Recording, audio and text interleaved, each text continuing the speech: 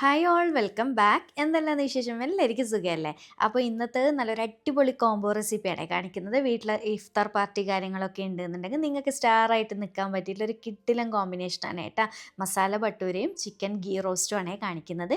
അപ്പോൾ നമുക്ക് പെട്ടെന്ന് തന്നെ വീഡിയോയിലേക്ക് പോകാമല്ലോ. വീഡിയോയിലേക്ക് പോകുന്നതിന് മുന്നേ ആയിട്ട് നിങ്ങൾക്ക് ഈ ചാനൽ ഇഷ്ടപ്പെടുന്നുണ്ടെന്നുണ്ടെങ്കിൽ പ്ലീസ് സബ്സ്ക്രൈബ് ചെയ്ത് സപ്പോർട്ട് ചെയ്യണേ. ഇനിയിപ്പോൾ ആദ്യം തന്നെ നമുക്ക് ഭട്ടൂരയിലേക്കുള്ള മാവ് റെഡിയാക്കാം. അപ്പോൾ ഇതാ ഈ ഒരു ബൗളിലേക്ക് ഞാൻ 2 കപ്പ് മൈദയാണ് ഇട്ട് കൊടുക്കുന്നത്. എൻ്റെത് 250 ml മെഷറിംഗ് കപ്പിൽ 2 കപ്പാണ് എടുത്തിട്ടുള്ളത്. പിന്നെ ഇതിലേക്ക് 1 ടീസ്പൂൺ ഇൻസ്റ്റൻറ്റ് ഈസ്റ്റ് ചേർക്കുന്നുണ്ട്. ഞാനിപ്പോൾ ഇൻസ്റ്റൻറ്റ് ആയതുകൊണ്ട് ഡയറക്റ്റ് മാവിൽ തന്നെയാണ് ഇട്ട് കൊടുക്കുന്നത്. പിന്നെ 1 ടേബിൾ സ്പൂൺ പഞ്ചസാര ചേർക്കുന്നുണ്ട്. പാകത്തിനുള്ള ഉപ്പും കൂടി ചേർക്കുന്നുണ്ട്. പിന്നെ ഡ്രൈഡ് ഈസ്റ്റ് കയ്യിലുണ്ട് എന്നുണ്ടെങ്കിൽ സെപ്പറേറ്റ് പൊങ്ങാൻ വേണ്ടിയിട്ട് എടുക്കുക കേട്ടോ. എന്നിട്ട് നോക്കിയിട്ട് ചേർത്താൽ മാത്രം മതി. അങ്ങനെ ഇതാ എല്ലാം കൂടി ചേർത്തിട്ട് നന്നായിട്ടൊന്ന് മിക്സ് ആക്കി കൊടുക്കുന്നുണ്ട്. ഇനിയിപ്പോൾ 1 ടേബിൾ സ്പൂൺ സൺഫ്ലവർ ഓയിൽ അല്ലെങ്കിൽ ഒലീവ് ഓയിൽ ഏത് ഓയിലും എടുക്കുക കേട്ടോ. വെളിച്ചെണ്ണ എടുക്കാൻ നിൽക്കണ്ട. എന്നിട്ട് നന്നായിട്ടൊന്ന് മിക്സ് ആക്കി കൊടുക്കുന്നുണ്ട്. പിന്നെ ഇത് നമ്മളിപ്പോൾ മസാല ഭട്ടൂര റെഡിയാക്കുന്നത് കൊണ്ട് തന്നെ കുറച്ച് ഐറ്റംസും കൂടി ഇതിൽ സ്പെഷ്യലായിട്ട് ചേർക്കാനുണ്ട്. ആദ്യം തന്നെ ഒരു 3-4 ടേബിൾ സ്പൂൺ ക്യാരറ്റ് ചോപ്പ് ചെയ്തത് ഒന്നിക്ക് ചോപ്പറിൽ ചോപ്പ് ചെയ്തെടുക്കാം, അല്ലെങ്കിൽ നല്ല പൊടി പൊടിയായിട്ട് കട്ട് ചെയ്തെടുക്കാൻ നോക്കുക കേട്ടോ. മാക്സിമം ചെറുതാക്കി കട്ട് ചെയ്യണേ. പിന്നെ ഇതിലേക്ക് എരിവിന് ആവശ്യമായിട്ട് അല്ലെങ്കിൽ ഫ്ലേവറിന് ആവശ്യമായിട്ടുള്ള പച്ചമുളക് ഞാനിപ്പോൾ ഒരു 3-4 പച്ചമുളക് നേരിയതായിട്ട് വട്ടത്തിൽ കട്ട് ചെയ്തിട്ട് ഇട്ട് കൊടുക്കുന്നുണ്ട്. പിന്നെ ഒരു 3-4 ടേബിൾ സ്പൂൺ മല്ലിയിലയും കൂടി ചെറുതായിട്ട് കട്ട് ചെയ്തിട്ട് ഇട്ട് കൊടുക്കുന്നുണ്ട്.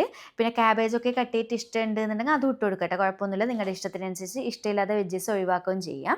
എല്ലാം കൂടി നന്നായിട്ട് മിക്സാക്കി കൊടുക്കുന്നുണ്ട്. പിന്നെ ഈ മിക്സാക്കുന്ന സമയത്ത് ഞാൻ ഇതിലേക്കൊരു 3-4 ടേബിൾ സ്പൂൺ തൈര് ചേർത്തിട്ടുണ്ടായിരുന്നു കേട്ടോ. അത് വീഡിയോ എന്തോ ഓഫായി പോയതുകൊണ്ട് മിസ്സായതാണ് ആ ഒരു ക്ലിപ്പ്. അപ്പോൾ നിങ്ങൾ തൈരും കൂടി ചേർക്കണേ, പ്രത്യേകം ശ്രദ്ധിക്കണേ.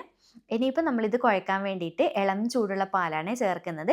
അപ്പോൾ കുറച്ച് കുറച്ചായിട്ട് പാൽ ഒഴിച്ചിട്ട് നല്ലപോലെ ഒന്ന് കുഴച്ചെടുക്കാം. ഞാൻ ആദ്യം തന്നെ അരക്കപ്പ് ഒഴിച്ച് കൊടുക്കുന്നുണ്ട്. എന്നിട്ട് വേണമെന്നുണ്ടെങ്കിൽ പാൽ ഇനിയും ഒഴിക്കാം, അല്ലെങ്കിൽ ഇളം ചൂടുള്ള വെള്ളത്തിലും കുഴച്ചെടുക്കാം. പക്ഷെ പാലുണ്ടെങ്കിലാണ് കേട്ടോ ഒന്നുകൂടി ഭയങ്കര ടേസ്റ്റ് ഉണ്ടാവുക. അങ്ങനെ ഇതാ കുഴക്കുന്നതിനിടയിൽ പാല് കുറവായിട്ട് തോന്നിയത് കൊണ്ട് ഇളം ചൂടുള്ള കുറച്ച് വെള്ളവും കൂടി ഒഴിച്ചു കൊടുക്കുന്നുണ്ട് കേട്ടോ. എന്നിട്ട് ഇതാ എല്ലാം കൂടി ചേർത്തിട്ട് നന്നായിട്ട് ഈ ഒരു രീതിയിൽ നല്ല സോഫ്റ്റ് ഡോ ആക്കി മാറ്റിയെടുത്തിട്ടുണ്ട്.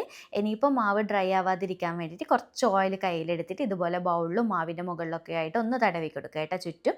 ഇത്രയേ ഉള്ളൂ. ഇനിയിപ്പോൾ ഇത് അടച്ച് വെച്ച് കൊടുക്കുക. എന്നിട്ട് നല്ലപോലെ ഡബിൾ സൈസായിട്ട് പൊങ്ങി കിട്ടുന്നവരെ വെയിറ്റ് ചെയ്യാം. ഒരു 3 മണിക്കൂറൊക്കെ ചുരുങ്ങിയത് വേണ്ടി വരും. പിന്നെ ഓരോ ക്ലൈമറ്റിനനുസരിച്ച് നല്ല ചൂടൊക്കെ ആണെങ്കിൽ 2 മണിക്കൂർ കൊണ്ടൊക്കെ ഡബിളായിട്ട് പൊങ്ങി കിട്ടും കേട്ടോ. നിങ്ങളുടെ ഓരോ ക്ലൈമറ്റിനനുസരിച്ച് മാറ്റം വരുവേ. അപ്പോൾ അതവിടെ ഇരിക്കട്ടെ. ആ ഒരു സമയം കൊണ്ട് നമുക്ക് ചിക്കൻ ഗീ റോസ്റ്റ് റെഡിയാക്കി വെക്കാം. ഇനി ചിക്കൻ ഗീ റോസ്റ്റ് ഉണ്ടാക്കാൻ വേണ്ടിയിട്ട് ചെറിയൊരു മസാല ഒന്ന് ചൂടാക്കി എടുക്കണം. അപ്പോൾ ഇതാ ഒരു പാനിലേക്ക് 1.5 ടീസ്പൂൺ മുഴുവനായിട്ടുള്ള കുരുമുളകും, 2 ടീസ്പൂൺ മുഴുവൻ മല്ലിയും, 1 ടീസ്പൂൺ വലിയ ജീരകമില്ല ഫെന്നൽ സീഡും, 1 ടീസ്പൂൺ ചെറിയ ജീരകം ക്യൂമിൻ സീഡും ചേർക്കുന്നുണ്ട്. പിന്നെ ഒരു 1-2 പിഞ്ച് ഉലുവ, കുറച്ച് മതിയിട്ട് ഒരുപാടൊന്നും കൂടണ്ടേ. പിന്നെ വേണ്ടത് 2 ഗ്രാമ്പു, 2 കുഞ്ഞു പീസ് അളവിൽ പട്ട, 1 ഏലക്കായ. എല്ലാം വീഡിയോയിൽ കാണുന്ന പോലെ കുഞ്ഞു കുഞ്ഞായിട്ട് തന്നെ എടുക്കണേ. കുറേ ആകുമ്പോൾ ഭയങ്കരമായിട്ട് കുത്തൽ ഒരു ടേസ്റ്റ് വ്യത്യാസം വരും കേട്ടോ. അത് പ്രത്യേകം ഒന്ന് ശ്രദ്ധിക്കുക. പിന്നെ ഒരു 5-6 വറ്റൽമുളക്, നമ്മുടെ കാശ്മീരിയുടെ വറ്റൽമുളകും ഒരു 4-5 എരിവുള്ള വറ്റൽമുളകാണ് എടുത്തിട്ടുള്ളത്. എല്ലാം കൂടി ചേർത്തിട്ട് നല്ലപോലെ ഒന്ന് മിക്സാക്കി കൊടുക്കുക. ഇപ്പോഴാണ് നമ്മൾ ഫ്ലെയിം ഓൺ ചെയ്യാൻ പോകുന്നത്. അപ്പോൾ ഇങ്ങനെ മിക്സാക്കിയതിന് ശേഷം ഫ്ലെയിം ഓൺ ചെയ്തിട്ട് നല്ലപോലെ ചൂടായി കിട്ടുന്നവരെ ഒന്ന് വെയിറ്റ് ചെയ്യട്ടോ. പ്രത്യേകം ശ്രദ്ധിക്കുക, ഒരുപാട് അങ്ങ് വറുത്തെടുക്കരുത്, കളറൊന്നും മാറിയെടുക്കരുത്. ജസ്റ്റ് ഒന്ന് ചൂടായി കിട്ടിയാൽ മാത്രം മതി നമുക്കൊന്ന് പൊടിച്ചെടുക്കാൻ വേണ്ടിയിട്ട്. അങ്ങനെ ഇതാ 1-2 മിനിറ്റ് കഴിയുമ്പോൾ തന്നെ നല്ലപോലെ ചൂടായിട്ടുണ്ട് കേട്ടോ. കൈകൊണ്ട് ജസ്റ്റ് ഒന്ന് തൊട്ട് നോക്കുമ്പോൾ തന്നെ മനസ്സിലായിക്കോളും. ചൂടായതിന് ശേഷം ഫ്ലെയിം ഓഫ് ചെയ്ത് കൊടുക്കുക. കുറച്ചൊന്ന് ചൂടാറിയതിന് ശേഷം നമുക്കിതാ മിക്സിയുടെ ജാറിലേക്ക് ഇട്ട് കൊടുത്തിട്ടുണ്ട്.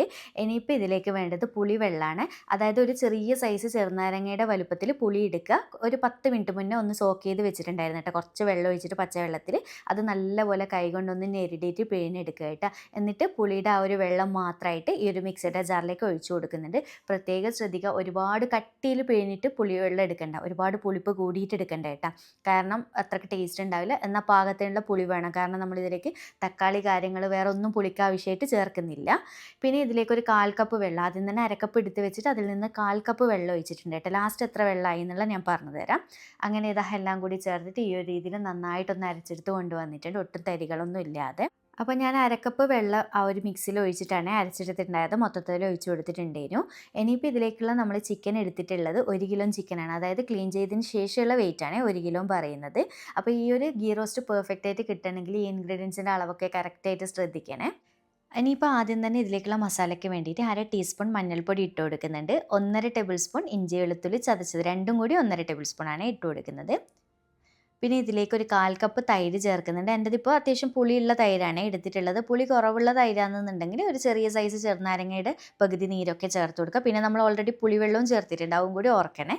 ഇനിയിപ്പം വേണ്ടത് നമ്മൾ നേരത്തെ അരച്ച മിക്സ് ഇല്ല, ഒരു മുളകൊക്കെ അരച്ച ആ ഒരു മിക്സ് മൊത്തത്തിലായിട്ട് ഇട്ട് കൊടുക്കുക ഈ ഒരു സമയത്ത്. പിന്നെ പാകത്തിലുള്ള ഉപ്പും കൂടി ചേർത്തിട്ട് കൈകൊണ്ട് നന്നായിട്ടൊന്ന് കുഴച്ച് നമ്മുടെ ചിക്കൻ്റെ എല്ലാ സൈഡിലേക്കുമായിട്ട് മസാല പിടിപ്പിച്ച് കൊടുക്കുക.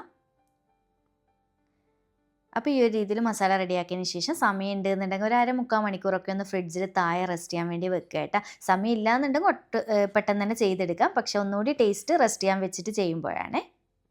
ഞാനൊരു 1/2-3/4 മണിക്കൂർ കഴിഞ്ഞിട്ടാണ് ഗീ റോസ്റ്റ് സെറ്റ് ചെയ്യാൻ പോകുന്നത്. അപ്പോൾ ഇതാ ഒരു പാനിലേക്ക് ഏകദേശം ഒരു 4 ടേബിൾ സ്പൂൺ അല്ലെങ്കിൽ 5 ടേബിൾ സ്പൂൺ വരെ എടുക്കുക കേട്ടോ. നെയ്യാണ് ചേർത്ത് കൊടുക്കുക, അതായത് ഗീ.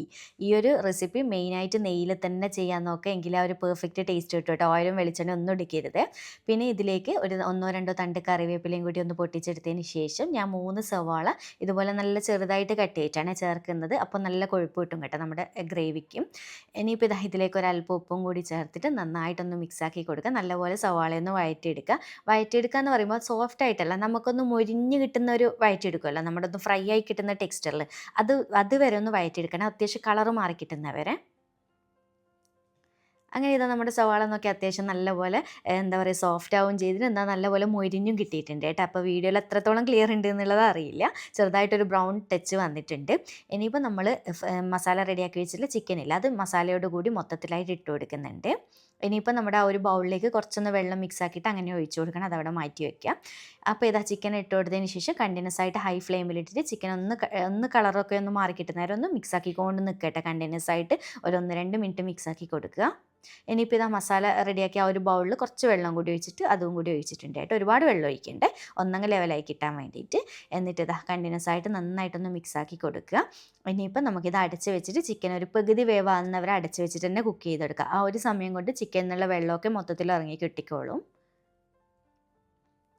അങ്ങനെ ഇതാ കുറച്ച് സമയം കഴിയുമ്പോൾ നോക്കിയാൽ ചിക്കൻ അത്യാവശ്യം വെള്ളമൊക്കെ ഇറങ്ങി വന്ന് നന്നായിട്ട് തിളച്ചിട്ടുണ്ട്. ചിക്കൻ ഏകദേശം ഒരു പകുതി വേവായിട്ടുണ്ട് കേട്ടോ, നിങ്ങൾക്ക് കാണുമ്പോൾ തന്നെ മനസ്സിലാവും. ഇനിയിപ്പോൾ നിങ്ങളിത് അടച്ച് വെക്കേണ്ട കേട്ടോ, തുറന്നിട്ട് തന്നെ ഈ ഒരു വെള്ളം നമുക്കൊന്ന് വറ്റിച്ചെടുക്കാം. പിന്നെ അതിനിടയിൽ ഇടയ്ക്കൊന്ന് തുറന്നിട്ടൊക്കെ ഒന്ന് ഇളക്കി കൊടുക്കുകയൊക്കെ ചെയ്യണേ, അടിയിൽ പിടിക്കുന്ന ടെൻഷനും കാര്യങ്ങളും, കാരണം മസാലയൊക്കെ തേച്ച ചിക്കനല്ല, അതുകൊണ്ട് പ്രത്യേകം ഒന്ന് ശ്രദ്ധിക്കുക. ഇനിയിപ്പോൾ ഇതാ ഞാൻ കുറച്ച് ഉപ്പിൻ്റെ കുറവുള്ളതുകൊണ്ട് ഉപ്പും കൂടി ഇട്ടിട്ട് വീണ്ടും ഒന്ന് നന്നായിട്ട് മിക്സ് ആക്കി കൊടുക്കുന്നുണ്ട്. ഇനിയിപ്പോൾ ഇത് അടച്ച് വെക്കാതെ തുറന്നിട്ട് തന്നെ ആ ഒരു വെള്ളമൊക്കെ ഒന്ന് ഇതുപോലെ വറ്റിച്ചെടുത്തിട്ടുണ്ട് കേട്ടോ. അപ്പോൾ നിങ്ങൾക്ക് ഇത്ര മാത്രം മതി എന്നുണ്ടെങ്കിൽ, ഈ ഒരു ഗ്രേവിയോട് കൂടി വേണമെന്നുണ്ടെങ്കിൽ ഈ ഒരു സ്റ്റേജിൽ തന്നെ നിങ്ങൾക്ക് ഫ്ലെയിം ഓഫ് ചെയ്ത് കൊടുക്കാം. പക്ഷേ ഗീ റോസ്റ്റ് എന്ന് പറയുമ്പോൾ ഒന്നും കൂടി റോസ്റ്റായിട്ട് കിട്ടണം, എണ്ണയൊക്കെ തെളിഞ്ഞ് വരുന്ന ടെക്സ്ചറാണ് കേട്ടോ വേണ്ടത്. അപ്പോൾ ഇത് ചിക്കനൊക്കെ ഏതാണ്ട് വെന്തിട്ടുണ്ട്, നല്ലപോലെ വെന്തിട്ടുണ്ട്. അങ്ങനെ ഇതാ നമ്മുടെ ചിക്കൻ ഗീ റോസ്റ്റ് ഈ ഒരു രീതിയിലൊന്ന് തിക്കായി വന്നു കഴിഞ്ഞാൽ ഇതിലേക്ക് മെയിനായിട്ടുള്ളൊരു ഐറ്റമാണ് ശർക്കര, വെല്ലയില്ലേ, അത് പൊടിച്ചിട്ട് ഏകദേശം 1.5-2 ടീസ്പൂൺ വരെ ചേർത്ത് കൊടുക്കുക കേട്ടോ. അപ്പോൾ ഈ ഒരു ശർക്കര ചേർക്കുമ്പോൾ അങ്ങനെ മധുരമായിട്ട് ഫീൽ ചെയ്യൊന്നുമില്ല, പക്ഷേ ആ ഒരു പുളിയും ഈ ഒരു ശർക്കരയുടെ മധുരം എല്ലാം കൂടി മിക്സ് ആയിട്ടുള്ളൊരു സ്പെഷ്യൽ ടേസ്റ്റ് വരും കേട്ടോ. ഈ ഒരു ശർക്കര ചേർക്കുന്നത് ഓവറോൾ ഒരു ടേസ്റ്റ് ബാലൻസിനാണ്, അപ്പോൾ നിർബന്ധമായിട്ട് ചേർക്കുക കേട്ടോ, സ്കിപ്പ് ചെയ്യാതെ.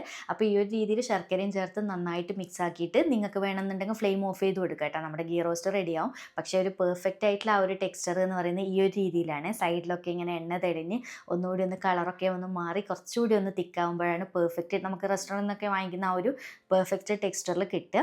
അപ്പോൾ ഇത്രയേ ഉള്ളൂ. ലാസ്റ്റിന് 1-2 കണ്ട് കറിവേപ്പിലയും കുറച്ച് മല്ലിയിലയും കൂടി ചെറുതായിട്ട് കട്ട് ചെയ്ത് നല്ലപോലെ മിക്സ് ആക്കിയിട്ട് ഫ്ലെയിം ഓഫ് ചെയ്ത് കൊടുക്കുക. സൈഡിലൊക്കെ നിങ്ങൾക്ക് കാണുമ്പോൾ തന്നെ മനസ്സിലാവും എണ്ണയൊക്കെ നന്നായിട്ട് തെളിഞ്ഞ് വന്നിട്ടുണ്ട്. ഇത്രയും മതി, നമ്മുടെ അടിപൊളിയായിട്ടുള്ള ചിക്കൻ ഗീ റോസ്റ്റ് റെഡി ആയിട്ടുണ്ട് കേട്ടോ. ഇതിൻ്റെ ശരിക്കും ആ ഒരല്പം ഗ്രേവി മാത്രം മതി തൊട്ട് കൂട്ടാൻ, അത്രയ്ക്ക് ടേസ്റ്റ് ആയിരിക്കും കേട്ടോ. അപ്പോൾ ഇതാ ചൂടോടെ തന്നെ സെർവ് ചെയ്യാം. അങ്ങനെ ഇതാ നമ്മുടെ മാവൊക്കെ നേരെ ഡബിളായി പൊങ്ങി വന്നിട്ടുണ്ട് കേട്ടോ. ഏകദേശം 2-3 മണിക്കൂറൊക്കെ കൊണ്ട് തന്നെ പൊങ്ങി കിട്ടിയിട്ടുണ്ട്. ഇത്രയും മതി. ഇനി പതുക്കെ ഒന്ന് കുഴച്ചെടുക്കുക കേട്ടോ. ഒരുപാട് ബലത്തിലല്ല, ചെറുതായിട്ടൊന്ന് ഇതുപോലെ ഒന്ന് ലെവൽ ചെയ്ത് കൊടുക്കുക കുഴച്ചിട്ട്.